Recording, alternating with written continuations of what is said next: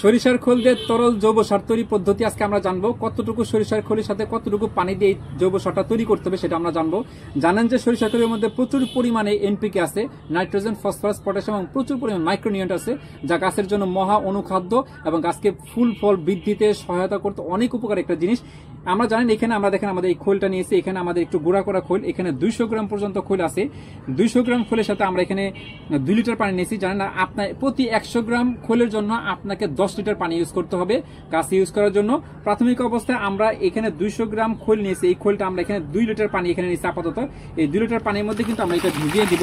ভিজিয়ে দেওয়ার পরে এখানে কিছু গুড় এখানে ইউজ করতে পারি যাতে গন্ধটা না আসে, অথবা যদি প্রতিদিন আমরা একবার করে নেড়ে দেই তাহলে কিন্তু এখান থেকে কিন্তু কোনো গন্ধ আসবে না। আপনারা এটা 4 থেকে 5 দিন আপনারা এটা ভিজিয়ে রাখবেন। ভিজিয়ে রাখার পর আরো 18 লিটার পানি এখানে মিশ্রিত করে আমরা ভালোভাবে মিশিয়ে আমরা কিন্তু প্রত্যেকটা ফল, ফুল এবং সবজি গাছের মধ্যে ইউজ করব। গাছের সাইজ এবং মাটির পাত্র অনুযায়ী আপনার কিন্তু এখানে খোলের এই পানীয়টা আপনার সারটা এখানে ইউজ করতে হবে। ফুল গাছের জন্য পরিমাণটা একটু বাড়াতে হবে, এখানে 10 লিটার জায়গায় সেখানে 12 লিটার করতে হবে। সবজি গাছের জন্য এখানে 15 লিটার করতে হবে।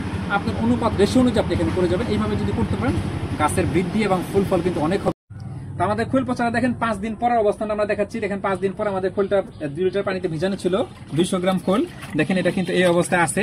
এখন আমরা এটা কি করব, এখন আমরা এখানে 18 লিটার পানি আছে, 18 লিটার পানির মধ্যে এটা আমরা মিক্স করে দেবো। এই বিসমিল্লাহির রহমানির রহিম। দেখেন এই মিক্স হয়ে গেল।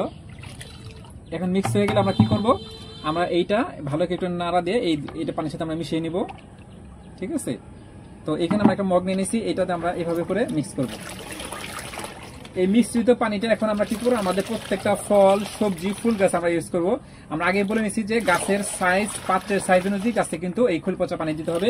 তবে সুবিধা হচ্ছে অবশ্যই এটা মনে রাখবেন, গাছে এই ড্রামের মাটি যাতে শুকনো না থাকে, যে ড্রামের মাটি যদি একটু ভিজা হয় তখন আমরা তো পরিমাণ মতো এখানে এই খোল পচা সারটা দিব।